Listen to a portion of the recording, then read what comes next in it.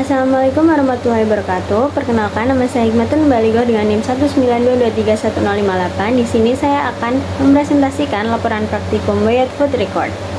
Yang pertama adalah latar belakang. Jadi, metode Weighted Food Record atau WFR ini digunakan dalam penilaian konsumsi pangan karena mampu menghasilkan data asupan yang paling akurat jika dibandingkan dengan metode lain.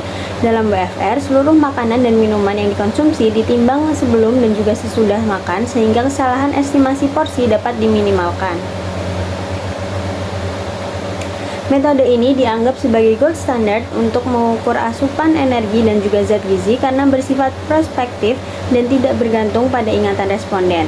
Selain itu, WFR sering digunakan sebagai metode acuan dalam validasi metode lain seperti FFQ atau 24-hour recall.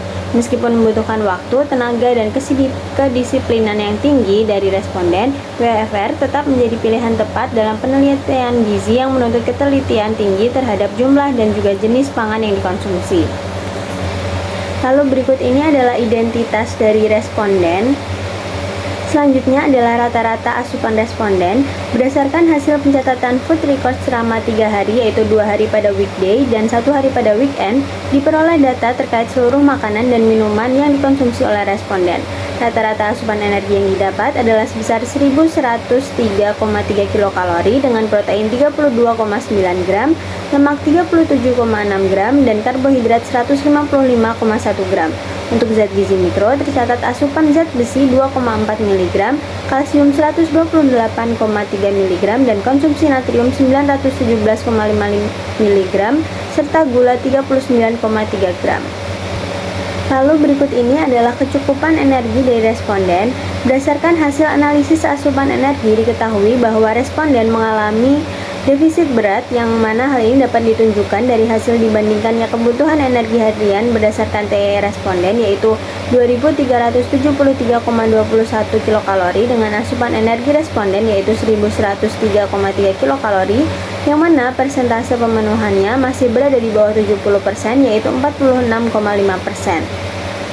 Selanjutnya adalah kecukupan zat gizi makro responden. Di sini dapat kita lihat bahwa asupan karbohidrat responden tercatat sebesar 155,1 gram yang hanya memenuhi sekitar 52% dari kebutuhan hariannya.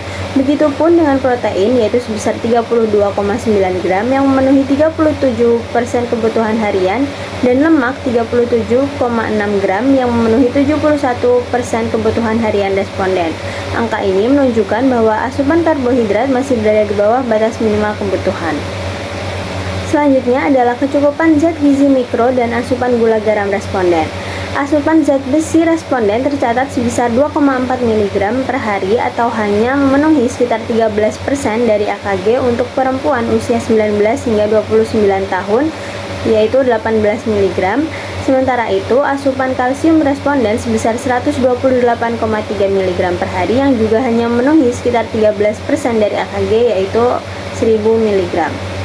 Untuk asupan gula dan garam, hasil analisis menunjukkan bahwa responden mengonsumsi gula sebesar 39,3 gram per hari atau sekitar 78,6% dari batas maksimal yang dianjurkan, yaitu 50 gram per hari.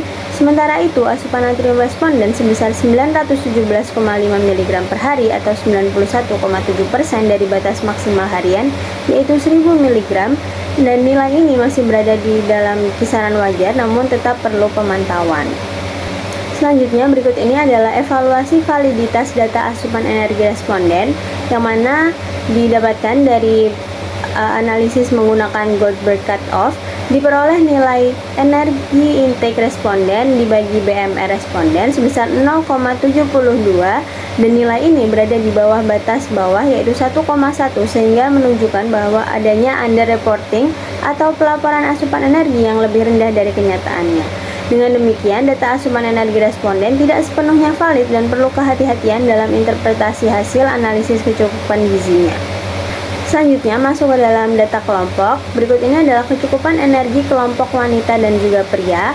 Asupan energi pada kelompok wanita hanya mencapai sekitar 1.246 kilokalori yang memenuhi sebesar 55,4% dari kebutuhan, yang menunjukkan kondisi defisit berat, dan sedangkan pada kelompok pria asupan energinya sebesar 2.003 kilokalori memenuhi 75,6% kebutuhannya yang dikategorikan sebagai defisit sedang, dan hal ini menandakan bahwa kelompok pria mengonsumsi energi lebih rendah dari kebutuhan namun masih dalam batas yang tidak terlalu ekstrim.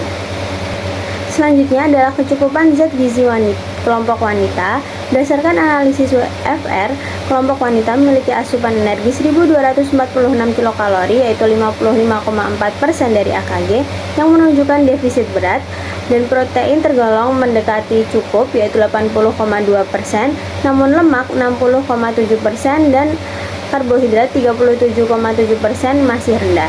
Kalsium sangat tinggi, yaitu 779,2%, sedangkan zat besi sangat rendah, yaitu 16,6%, dan asupan gula 72,6%, juga natrium 39,7% yang masih tergolong aman.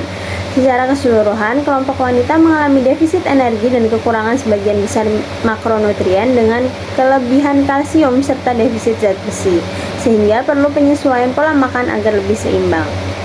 Selanjutnya adalah kecukupan zat gizi pria. Untuk berdasarkan analisis WFR, kelompok pria ini memiliki asupan energi 2.003 kilokalori, yaitu 75,6% AKG, menunjukkan defisit sedang, dan asupan protein sangat tinggi, yaitu 156,2%, lemak cukup, yaitu 91,4%, dan karbohidrat masih rendah, yaitu 62,6%, kalsium berlebih, yaitu 143,3%, sedangkan zat besi rendah 42,3%, asupan gula 108%, dan juga natrium 123,7%, yang mana ini melebihi anjuran. Secara keseluruhan, kelompok pria mengalami defisit energi dengan pola tinggi protein, cukup lemak, rendah karbohidrat, serta kelebihan kalsium, gula, dan juga natrium. Kelebihan dari WFR ini yang pertama adalah memberikan data yang cukup akurat karena responden mencatat langsung makanan yang dikonsumsi, lebih mudah dalam mengestimasi porsi karena langsung ditimbang pada saat itu juga, lalu dapat menggambarkan variasi pola makan baik weekday maupun weekend, memungkinkan analisis detail zat gizi makro dan mikro dibandingkan dengan standar, yaitu MDR, AKG, UNPG, dan juga TEE. Lalu data dapat digunakan untuk menyusun rekomendasi diet yang tepat. Untuk kekurangannya sendiri, yang pertama adalah bergantung pada kepatuhan responden, berisiko terjadi underreporting atau overreporting, lalu membutuhkan ketelitian tinggi dalam pencatatan termasuk porsi makanan, tidak selalu mencerminkan pola makan jangka panjang karena hanya beberapa hari, dan juga bisa menimbulkan bias bila responden mengubah pola makan saat pencatatan.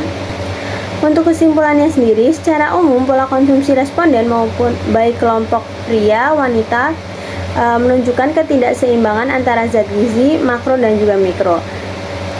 Untuk kesimpulannya sendiri, secara umum pola konsumsi responden baik pria maupun Untuk kesimpulannya sendiri, secara umum pola konsumsi baik responden kelompok pria maupun kelompok wanita menunjukkan ketidakseimbangan antara zat gizi makro dan juga mikro dengan kecenderungan defisit energi dan karbohidrat namun kelebihan pada beberapa zat gizi tertentu.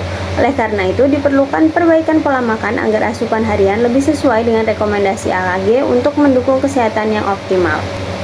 Sekian yang dapat saya sampaikan. Terima kasih. Wassalamualaikum warahmatullahi wabarakatuh.